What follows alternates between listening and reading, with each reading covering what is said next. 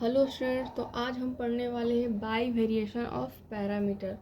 ये मेथड से हम कैसे क्वेश्चन को सॉल्व कर सकते हैं, आज हम ये पढ़ेंगे। ठीक है, इसका वर्किंग रूल है, write the given differential equation in a standard form d2y dx² plus p dy/dx plus qy equal to r। इसे इक्वेशन 1 मान लेंगे।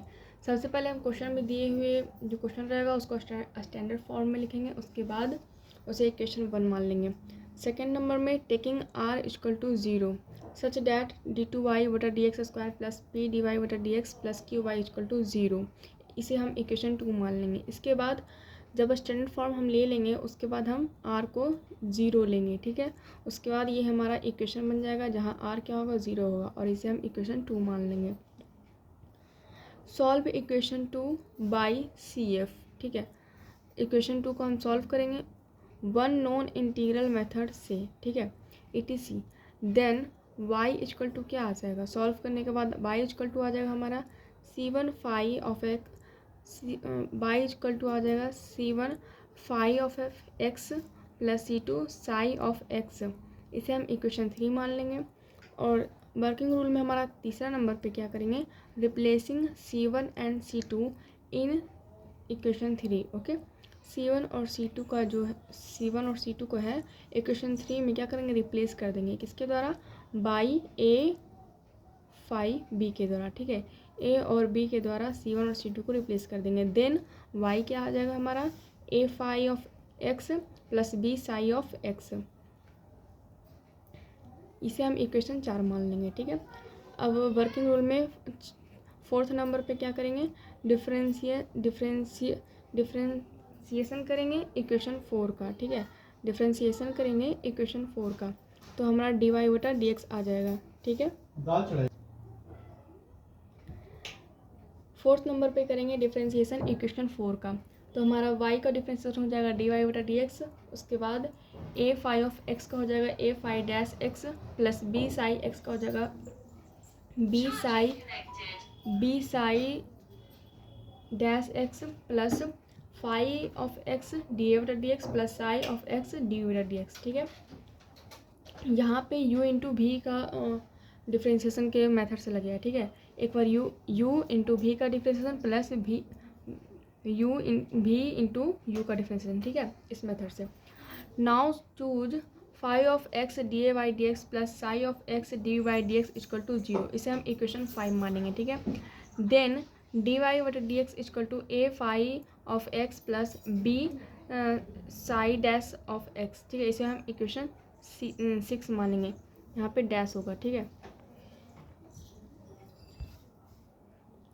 अगेन 5 नंबर में क्या करेंगे, अगेन डिफ्रेंशिएशन इक्वेशन 6 का। ठीक है, इक्वेशन 6 का हम फिर से डिफ्रेंशिएशन करेंगे, तो आ जाएगा हमारा dy/dx का डिफ्रेंशिएशन क्या आ जाएगा, d2y/dx² equal to a phi double dash x plus a phi double dash x plus phi dash x dy/dx plus b psi double x plus psi dash x dy/dx। ये हमारा equation 7 आ जाएगा। ठीक है, 6 number पे क्या करेंगे, equation 6, 7 and 1। ठीक है, ये तीनों को लेकर चलेंगे तो हमारा एक इक्वेशन बनेगा जो होगा dy/dx phi dash x plus dv/dx psi dash x equal to r। ये हमारा इक्वेशन 8 बन जाएगा। ठीक है, फिर सॉल्व करेंगे इक्वेशन 5 एंड 8 को for dy/dx and dv/dx। dy/dx और dv/dx के लिए हम 5 और 8 को क्या करेंगे, सॉल्व करेंगे। ठीक है, 7th नंबर पे integrate dy/dx and dv/dx to find a and b and put in 4 to get the solution. ठीक है, हम इंटीग्रेट करेंगे किसे, dy/dx को और dv/dx को, और जब हम इसका इंटीग्रेशन करेंगे तो हमें a और b का वैल्यू निकल जाएगा, और वो a और b का वैल्यू हम इक्वेशन 4 में पुट कर देंगे, किस लिए, सॉल्यूशन प्राप्त करने के लिए। ठीक है, तो आई होप वर्किंग रूल समझ में आ गया होगा। अब हम एक एग्जाम्पल लेकर देखते हैं। ठीक है, क्वेश्चन है, apply the method of variation of parameters to solve. Exam में ये डायरेक्शन दिया हुआ रहेगा। ठीक है, apply the method of variation of parameters to solve, ताकि आपको समझ में आए ये इक्वेशन कौन सा मेथड से सॉल्व करना है। ठीक है, तो क्वेश्चन है d2y/dx² plus n² y equal to sec nx। ठीक है, तो इसे क्या करेंगे, सबसे पहले वर्किंग रूल के अकॉर्डिंग यहाँ पे इसे लिख देंगे एक जो क्वेश्चन में दिया हुआ है उसको स्टैंडर्ड फॉर्म में लिख के सेम टू सेम और उसे इक्वेशन 1 मान लेंगे, ठीक है। तो हो जाएगा गिवन डैट d2y बटा dx square plus n square y equal to sec n x, ये हो गया हमारा इक्वेशन 1, ठीक है। वेयर जहाँ p क्या है 0 है, यहाँ पर p क्या है 0 है, q क्या है n स्क्वायर है, यहाँ पे q n स्क्वायर है और r क्या है सेक एन एक्स है, सेक एन एक्स है, ठीक है। उसके बाद टेक r इक्वल टू 0 लेंगे, देन d2y बटा dx square plus n square y equal to 0 हो जाएगा, ये हमारा इक्वेशन 2 बन जाएगा। फिर for auxiliary equation m square plus 1 equal to 0, इसे सॉल्व करने के बाद हमारा m square equal to plus 1 आ जाएगा, उसके बाद m equal to under root minus 1 आ जाएगा, जिसे हम क्या कहते हैं प्लस माइनस आयोटा कहते हैं। Then c f is c1 cos nx plus c2 sin nx, ये हमारा इक्वेशन 3 हो जाएगा। Now substitute c1 and c2 by a and b, y is equal to a cos nx plus b sin nx हो जाएगा, इसे equation 4 मान लेंगे और इसे डिफ्रेंशिएशन करेंगे u इंटू v का मेथड लगा के, ठीक है। तो डी वाई डी एक्स आ जाएगा हमारा minus n a sine n x plus cos n x d y d x plus b n cos n x plus sine n x d y d x, ये हमारा equation 5 आ जाएगा। Now choose cos n x d y d x plus sine n x d y d x equal to 0, ठीक है।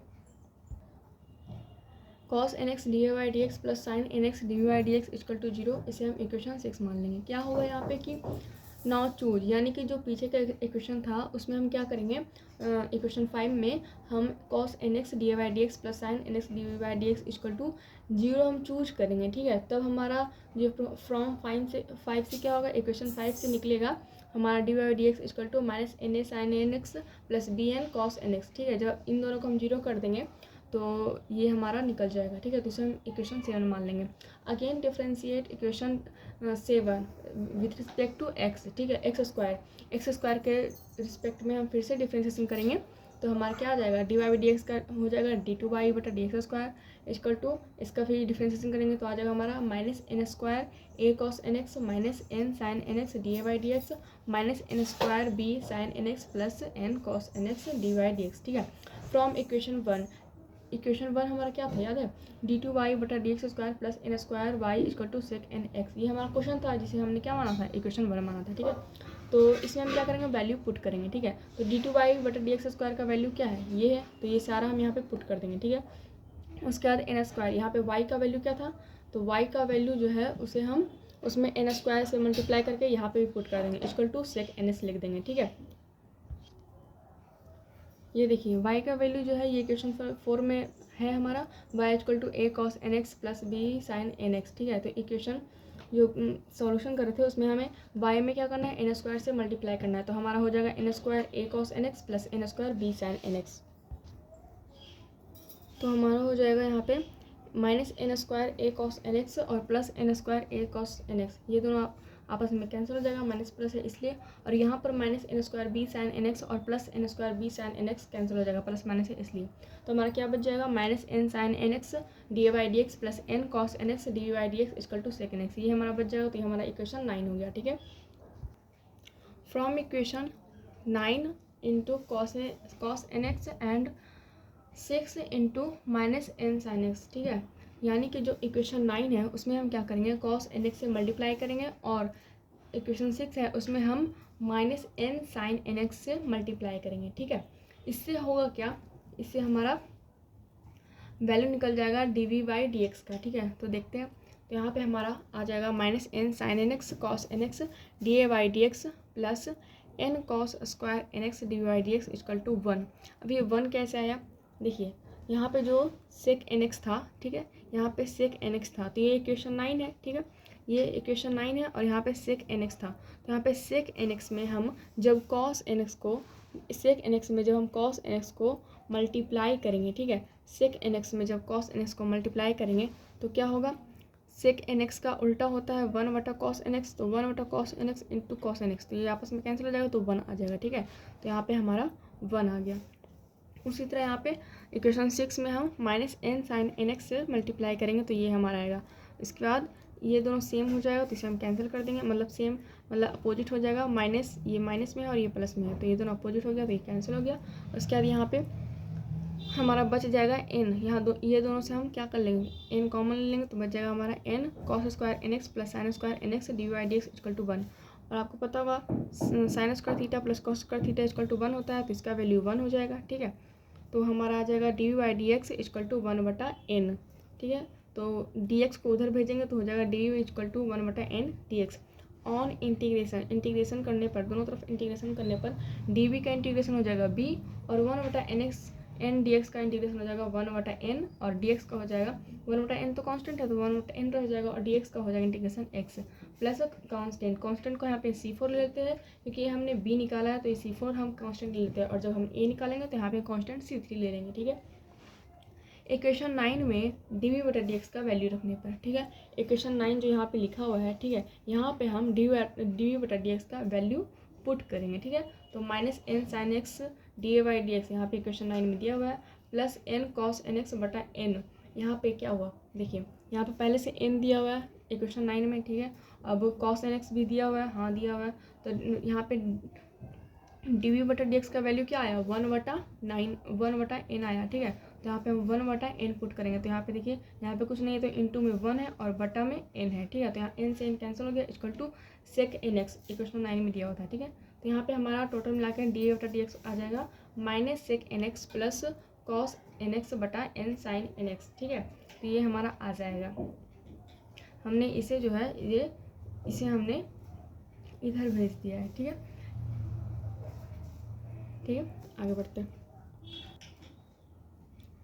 यहाँ पे cos nx को यहीं पर रहने देते हैं। ठीक है, और sec nx को यहाँ से यहाँ लेके आते हैं, तो पॉजिटिव है तो इधर आ जाएगा, तो नेगेटिव हो जाएगा, तो हो जाएगा हमारा -sec nx plus cos nx जो यहीं पे है। ठीक है, और इक्वल टू, और क्या करेंगे कि dA/dx -n sin nx dA/dx को उधर लेके जाएंगे तो पॉजिटिव हो जाएगा, और पॉजिटिव हो जाने के बाद n sin nx को बटा में ले आएंगे और dA/dx को यहीं पर रहने देंगे। ठीक है, तो इसे हमने जस्ट अपोजिट करके लिख दिया है। ठीक है, dA/dx equal to -sec nx plus cos nx बटा n sin nx। ठीक है, अब कुछ नहीं करना है, अब बस सॉल्व करते चला जाना है, आपका आंसर आ जाएगा। यहाँ पे क्या होगा कि sec nx को हम लिख सकते हैं -1/cos nx plus cos nx बटा n sin nx। ठीक है, यहाँ पे भीम का जोड़ यानी एलसीएम लेंगे तो हो जाएगा cos -1 plus cos square nx बटा cos nx बटा n sin x।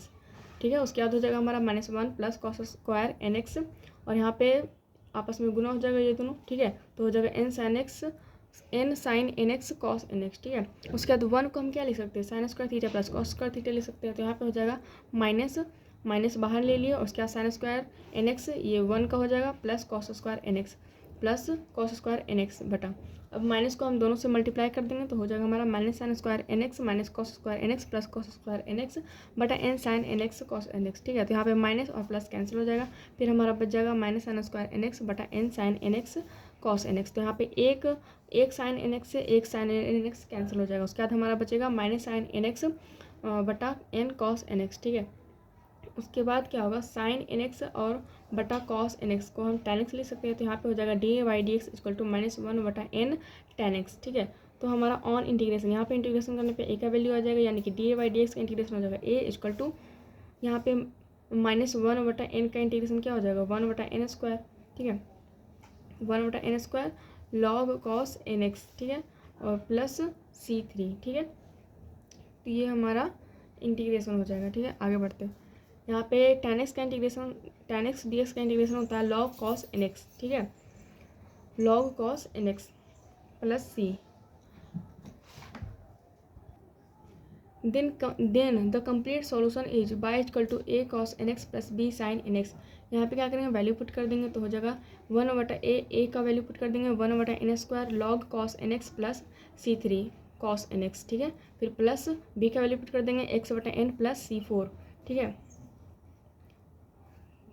Sign nx, तो हो जाएगा हमारा आंसर y इक्वल टू हो जाएगा c3 cos nx plus c4 sin nx plus cos nx by n square log cos nx plus x sin nx बटा n। तो यहाँ पे हमने a और b को क्या c1 और c2 को क्या किया था, हमने सब्स्टिट्यूट किया था, तो यहाँ पे हम क्या कर देंगे, यहाँ पे भी हो जाएगा हमारा c3 cos nx इसी तरह से। ठीक है, तो ये हमारा आंसर हो गया। Thanks for watching my video.